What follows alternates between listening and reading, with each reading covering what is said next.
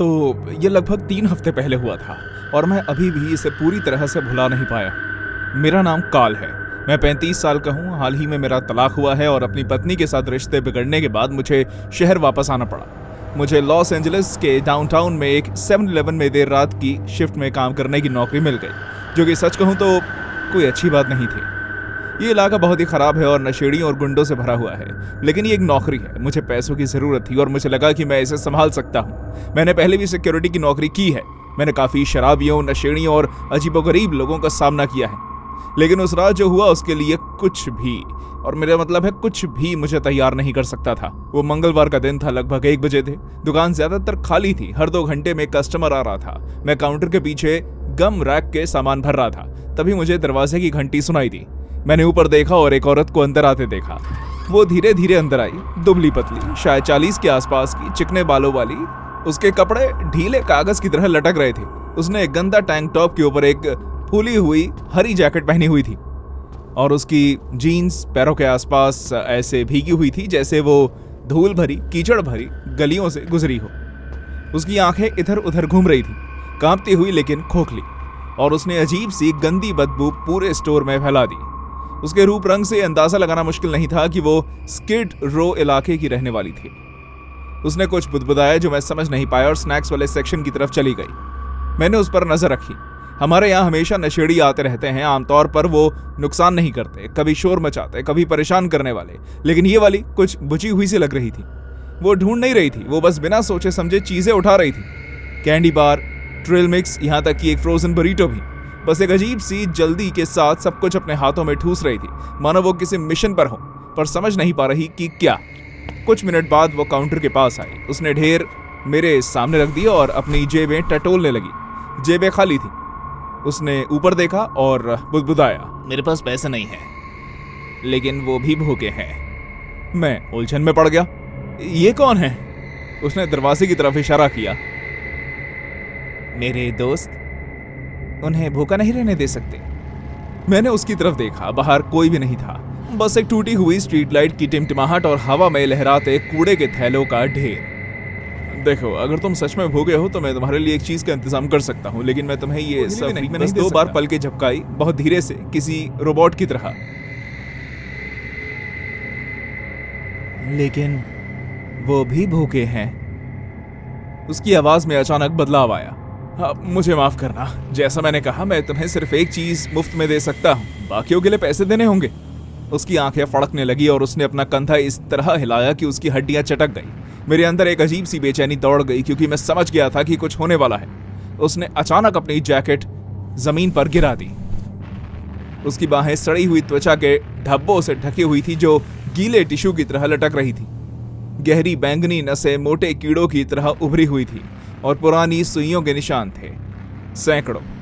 कुछ में अभी भी पस बह रही थी, लेकिन जिस चीज ने मुझे सबसे ज्यादा परेशान किया वो थी उसकी मुस्कुराहट, मानो उसे मुझे ये दिखाने पर गर्व हो रहा हो। मैंने फौरन एक कदम पीछे हटा लिया।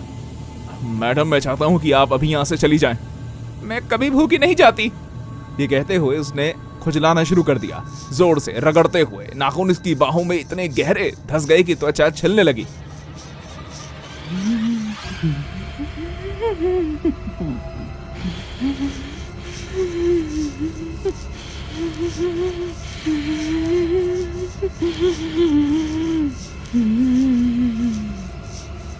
वो धीरे से करा उठी, मानो उसे ये पसंद हो। उसने इतनी जोर से खुजाया कि सड़े हुए मांस का एक टुकड़ा फट गया। मैं बढ़ा चढ़ा कर नहीं कह रहा हूँ। उसने सचमुच अपने शरीर की एक पट्टी फाड़ी, उसे एक टुकड़े की तरह उठाया और अपने मुंह में डाल लिया। उसने मुझे खाली नजरों से देखा और चबाती रही। उसकी ठुड्डी से खून टपक रहा था। चबाने की आवाज भी ठीक नहीं लग रही थी। वो गीली और धीमी थी, मानो दांतों के बीच कार्टिलेज घिस रहा। उसका मुंह जरूरत से ज्यादा खुल गया था। मैंने उसके जबड़े में कुछ चटकने की आवाज सुनी। मैं घिनौना नजारा देख नहीं पाया और मुझे उल्टी आ गई। मेरे पैर कमजोर पड़ गए। मैं बस इतना ही कह पाया, हे भगवान। मैंने फोन उठाया और पुलिस को फोन किया। मेरा हाथ इतनी बुरी तरह कांप रहा था कि मैं मुश्किल से नंबर दबा पा रहा था। उसने बचा हुआ खाना जमीन पर गिरा दिया और धीरे धीरे काउंटर की तरफ चलने लगी।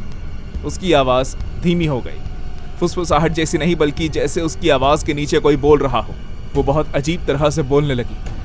उन्होंने कहा है कि अगर मैं उन्हें खाना खिलाऊंगी तो वो अंदर आ जाएंगे। मुझे समझ में नहीं आ रहा था कि वो क्या कह रही है, लेकिन मैं इंतजार करके पता लगाने वाला नहीं था। मैंने काउंटर के पीछे से फायर एक्सटिंग्विशर यंत्र उठा लिया, कहीं मामला बिगड़ न जाए। जैसे ही वो रजिस्टर के पास पहुंची, मुझे बाहर सायरन की आवाज सुनाई दी। वो रुक गई। उसका सर किसी टूटी हुई गुड़िया की तरह जोर से एक तरफ झटका। उसने दरवाजे की तरफ देखा, फिर मेरी तरफ, और फिर एक गुस्से से भरी जानवर जैसी गुर्राहट निकाली।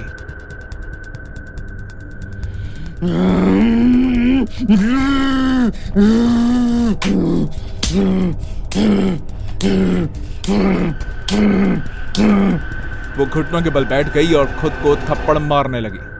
जब पुलिस आई तो वो तब भी खुद को पीट रही थी, चिल्ला रही थी और हंस भी रही थी। उन्हें उसे पकड़कर ले जाना पड़ा।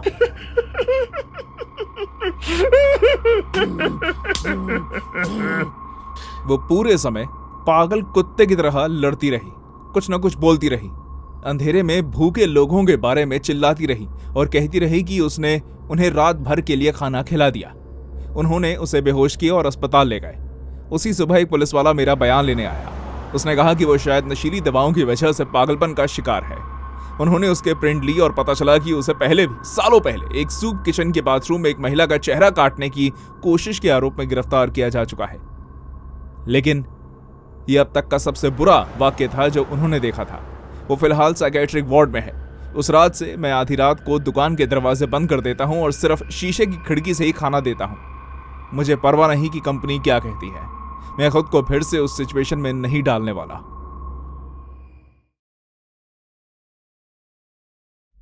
तो ये लगभग 2 हफ्ते पहले की बात है और मुझे आज भी इसके बारे में सोचकर कब कभी उठ जाती है। कसम से मैं फिर कभी इतनी देर तक 7-Eleven में नहीं रुकूंगी। आधी रात के आसपास का वक्त था, शायद उससे भी कुछ देर बाद। मैं एक बोरिंग पार्टी से घर लौट रही थी जिसमें मेरी फ्रेंड ने मुझे जबरदस्ती शामिल होने के लिए कहा था। मैंने पूरे दिन कुछ नहीं खाया था और मुझे स्नैक्स खाने का बहुत मन कर रहा था, जैसे हॉट चीटोस, गमी वर्म्स और भी बहुत कुछ। तो मैं अपने रास्ते के पास खुले एक 7-Eleven में रुक गई। वो इलाका बिल्कुल सुनसान था और स्ट्रीट लाइट मुश्किल से जल रही थी। मैंने गाड़ी रोकी, बाहर निकली और अंदर चली गई। सबसे पहले मैंने महसूस किया कि दुकान कितनी शांत थी। ना कोई म्यूजिक था, ना कोई कैशियर, बस फ्रिज से गुनगुनाहट आ रही थी। काउंटर पर एक हाथ से लिखा नोट पड़ा था जिस पर लिखा था, सिगरेट पीने गया हूं, जल्दी वापस आऊंगा। मुझे थोड़ी राहत मिली कि वो लड़का बस 1 मिनट के लिए बाहर गया होगा। मैं कैंडी वाले सेक्शन की तरफ चल पड़ी। तभी मैंने उस लड़के को फ्रीजर के पास खड़ा देखा। वो शायद 10 या 9 साल का था, दुबला पतला, गोरा सा। उसने एक ओवरसाइज्ड हुडी और काली जीन्स पहनी हुई थी। वो लड़का बस वहीं खड़ा था, बिना हिले डुले, आइसक्रीम फ्रीजर को ऐसे घूर रहा था जैसे किसी मदहोशी में हो। मैं उसे देखकर मुस्कुराई, जैसे अरे बेचारा अपने पापा का इंतजार कर रहा होगा या कुछ। अचानक उसने मुझे देखा और मुस्कुराया, पर पता नहीं उसमें कुछ ऐसा था जो मुझे अनकंफर्टेबल कर रहा था। उसकी मुस्कान उसकी आंखों तक नहीं पहुंच रही थी और वो आंखें कुछ चमकदार थी जिनके पीछे कोई इरादे छिपे हुए थे। क्या आपने कभी किसी को बेजान आंखों से मुस्कुराते हुए देखा है? वो अलग ही एहसास होता है। मैंने उसे अनदेखा कर दिया और आम बर्ताव व्यवहार करते हुए कुछ स्नैक्स और ड्रिंक्स लेने लगी। लेकिन जब भी मैं उसकी तरफ देखती तो मुझे एहसास हुआ कि वो धीरे धीरे मेरी तरफ बढ़ रहा था। उसकी नजरें मेरा पीछा कर रही थी। शुरू में तो ये थोड़ा सा अजीब सा लग रहा था, जैसे मैं चिप्स वाली गली में हूँ और वो 2 फीट दूर खड़ा हूँ। मैं ड्रिंक्स की तरफ बढ़ी और अचानक वो फिर मेरे पीछे आ गया। कुछ नहीं बोला, बस देख रहा था। इस समय मैं सोच में पड़ गई कि ये बच्चा आखिर क्या कर रहा है। फिर अचानक उसने मुझसे पूछ लिया, तुम अकेले रहती हो ना? मैं रुक गई, धीरे से मुड़ी। क्या? वो मुझे घूरता रहा। उसने अपनी पलकें नहीं झपकाई और फिर पूछा, तुम कितनी बार अपनी खिड़कियां बंद करती हो? मैं सबको बता दूं, मैं मजाक नहीं कर रही। मेरा पूरा शरीर जकड़ गया। मैंने हंसने की कोशिश की, जैसे ये पूछना थोड़ा अजीब सा है ना? वो बस घूरता रहा। तुम्हारा बेडरूम सड़क की तरफ है ना? अब मैं अंदर ही अंदर घबरा रही थी। मैंने फोन पर किसी को मैसेज करने का नाटक किया ताकि लगे कि कोई मेरा इंतजार कर रहा है, लेकिन वो अभी भी वहीं खड़ा था, देख रहा था। तो मैं दरवाजे की तरफ चलने लगी, तेजी से। सोच रही थी कि किसी और दुकान पर जाकर रुक जाऊंगी, लेकिन बाहर निकलने से पहले ही मुझे लगा जैसे किसी ने मेरी कमर को जकड़ लिया।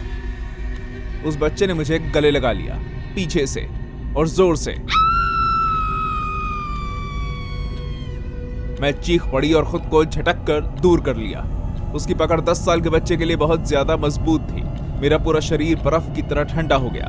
मेरा शरीर कांप गया जैसे मैंने अभी अभी किसी गंदी चीज को छू लिया। मैं पलटी और उसे पीछे धकेलते हुए चिल्लाई, पीछे हटो! क्या तुम्हारे मॉम डैड ने तुम्हें तमीज नहीं सिखाई? उसका चेहरा गुस्से से लाल हो गया, जैसे उसके दिमाग में कोई स्विच हिल गया हो। उसके चेहरे की मुस्कान गुस्से में बदल गई। कसम से उसकी आंखें फड़क रही थी और उसने जबड़ा इतनी जोर से कसा हुआ था कि दर्द हो रहा था। उसने कुछ कहा तक नहीं, बस नीचे झुका, जमीन से सोडा का एक कैन उठाया और सीधा मेरे माथे पर दे मारा। मुझे खनक सुनाई दी इससे पहले कि मैं उसे महसूस कर पाती। मेरी नजर धुंधली पड़ने लगी और मैं चीखते हुए जमीन पर गिर गई। मैंने अपने कान पर हाथ रखा और फौरन देखा कि मेरी हथेलियां गर्म खून से भारी हो गई हैं। मैं मदद के लिए रोने लगी। मैं एक शेल्फ के पीछे रेंगते हुए गई और छुप गई। मेरा सर आधा चक्कर खा रहा था और वो संकी वहीं खड़ा था, जोर जोर से सांसें ले रहा था। बस मुझे तड़पते हुए देख रहा था जैसे ये कोई खेल हो।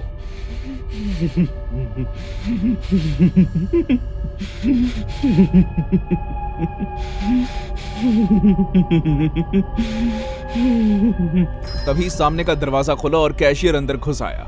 वो लगभग 40 साल का एक आदमी था जो घबराया हुआ लग रहा था। उसने शायद मेरी चीखें सुनी होंगी। बच्चे को देखकर वो हैरान रह गया। लड़के ने एक पल भी इंतजार नहीं किया और अंधेरे हाईवे पर भाग गया। कैशियर ने मुझे उठने में मदद की और मैं रोती रही।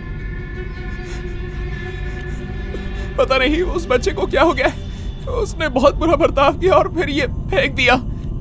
लेकिन कैशियर ने चौंकते हुए मेरी बात बीच में ही रोक दी और कहा, ये बच्चा नहीं है, ये तो एक बौना है। ये यहाँ घंटों से छिपा हुआ था। मेरा दिल बैठ गया। इससे समझ आ गया कि उसमें इतनी ताकत कैसे थी और जब उसने मुझे गले लगाया तो मुझे उसकी गिरफ्त से छूटने के लिए काफी जोर लगाना पड़ा। कैशियर एक नेक इंसान था। उसने मुझे गीला कपड़ा दिया जिसे मैं अपने सर से बहते खून पर रख सकूं और फिर उसने पुलिस और पैरामेडिक्स को बुला लिया। तो खून की कमी से मुझे चक्कर आ रहे थे, इसलिए जब पुलिस आई तो उन्होंने मुझे अस्पताल भेजा और कैशियर से उस भयानक बौने आदमी के बारे में हर तरह की जानकारी ली। खून बहना बंद करने के लिए मुझे 3 टांके लगाने पड़े। मैं 1 हफ्ते तक अस्पताल में रही और पुलिस जांच के लिए वहां मुझसे मिलने आई। चौथे दिन जब मैं थोड़ा बेहतर महसूस कर रही थी तो कैशियर मुझसे मिलने आया। उसने मेरे साथ जो हुआ उसके लिए माफी मांगी और उसे लगा कि दुकान को बिना देखभाल के छोड़ना उसकी ही गलती थी। मैंने उससे कहा कि इस हादसे में उसकी कोई गलती नहीं है। 2 हफ्ते बीत गए और वो आदमी पकड़ा नहीं गया। मैं अपनी खिड़कियां हमेशा बंद रखती हूँ। मैंने डोरबेल पर कैमरा भी लगा रखा है ताकि जो भी आए मैं उसे देख सकूं। कभी कभी जब रात में बारिश हो रही होती है और बिजली कड़क रही होती है तो मुझे बुरे सपने आते हैं। मैं खुद को बिस्तर पर लेटा हुआ देखती हूँ और वो आदमी मेरे सर के पास खड़ा मेरे घाव से खून चूस रहा होता है।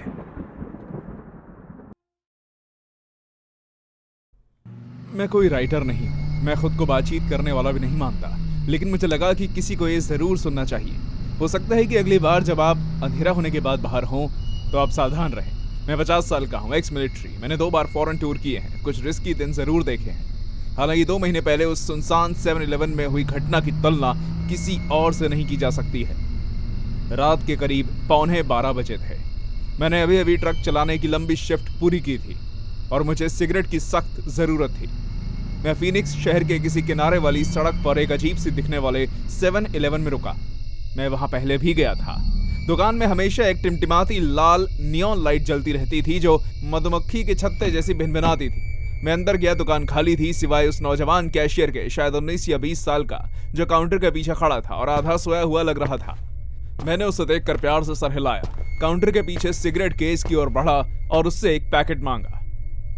उस सिगरेट लेने के लिए मुड़ा और तभी दरवाजा खुला। 2 लड़के अंदर दौड़ते हुए आए। उन्होंने हुडी पहनी हुई थी, चेहरे पर नकाब थे और दोनों के हाथ में चाकू थे।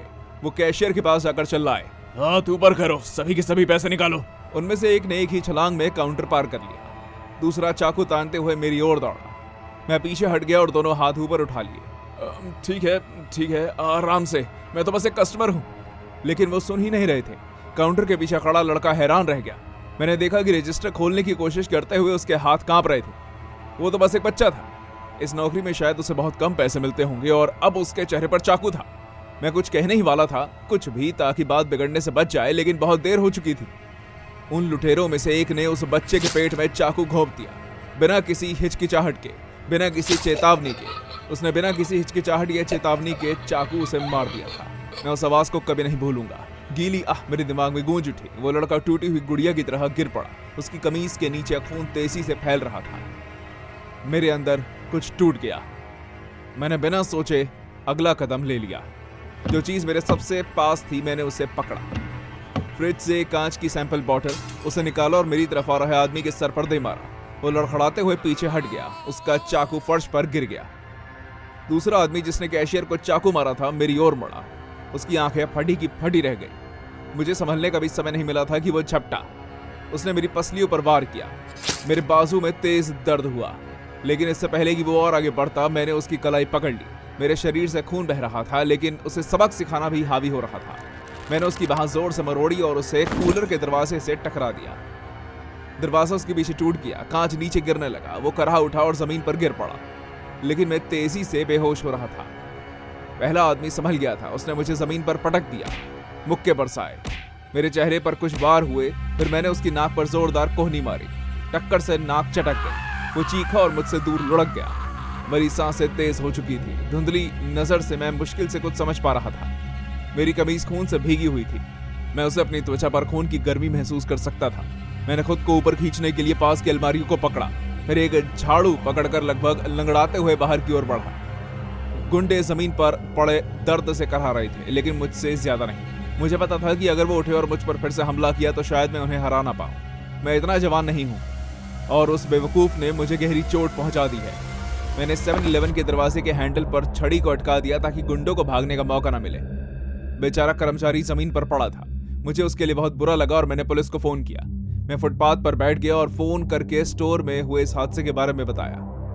सब कुछ ठंडा लग रहा था। मेरे कान बज रहे थे। मुझे याद है कि मैं दर्द में नीचे बैठा था और मैंने जोर से कहा था कि सुनो मत, अभी नहीं, तुम्हें जागे रहना है। खुशकिस्मती से पुलिस 5 मिनट में आ गई। सायरन की आवाज सुनते ही मैंने आसमान की तरफ देखा और ऊपर वाले का शुक्रिया अदा किया। दुकान में लाल और नीली बत्तियां चमक उठी। पुलिस वाले हथियार निकालते हुए अंदर घुस आए। उनमें से एक चिल्लाया, अपने हथियार गिरा दो। लेकिन मेरे पास तो एक भी हथियार नहीं था। मुझे लगता है कि बेहोश होने से पहले मैंने कहा, मैंने उन्हें पकड़ रखा है। और फिर मैं बेहोश हो गया। जब मेरी आंखें खुली तो मैं अस्पताल में था, टांके लगे हुए। मेरे शरीर में कई नलियां लगी हुई थी, कुछ पसलियां टूटी हुई थी। उन्होंने मुझे बताया कि मेरा बहुत खून बह गया है, लेकिन मैं बच जाऊंगा। बदकिस्मती से उस नौजवान कैशियर को बचाया नहीं जा सका। एम्बुलेंस के पहुंचने से पहले ही वो सांसें छोड़ चुका था। उन्होंने मुझे बताया कि दोनों लड़के 17 साल के शहर भर में डकैती की फिराक में थे। एक क्लर्क जिस पर उन्होंने यहां आने से पहले हमला किया था वो कोमा में चला गया। एक और महिला का पेट्रोल पंप पर गला काट दिया, लेकिन किसी चमत्कार से वो बच गई। पुलिस वालों ने कहा कि अगर आज मैं बीच में नहीं आता तो वो फिर से बच निकलते, शायद और भी लोगों को मार देते। उन्होंने मुझे हीरो कहा, हालांकि मुझे हीरो जैसा महसूस नहीं हुआ। जमीन पर पड़े उस बेचारे बच्चे की तस्वीर सदमे से फैली आंखों के साथ मुझे सताती रही, अब भी सताती है। आप सालों फाइट की ट्रेनिंग लेते हैं, सतर्क और जिंदा रहना सीखते हैं, और फिर जिंदगी आपको ऐसी सिचुएशन में फेंक देती है जब आप बस एक सिगरेट खरीदने की कोशिश कर रहे होते हैं। मुझे कभी कभी बुरे सपने आते हैं। ये बुरे सपने किसी लड़ाई के मैदान से नहीं आते, उस दुकान से आते हैं, उस भिनभिनाती रोशनी से, उस लड़के की गुर्राहट से जो मौत की गोद में डूबने पर हुई थी, उस चाकू के अंदर जाने की आवाज से। मैं अब भी ट्रक चलाता हूँ, अब भी पेट्रोल और सिगरेट के लिए रुकता हूँ, लेकिन अब मैं स्टोर्स में पहले जैसा नहीं जाता। मैं अपनी नजरें तेज रखता हूँ। मेरे हाथ ढीले हैं, मेरी पीठ दीवार से लगी है, और अगर मुझे रात में दरवाजे की घंटी सुनाई दे तो मैं सबसे पहले देखता हूँ, और आपको भी यही करना चाहिए।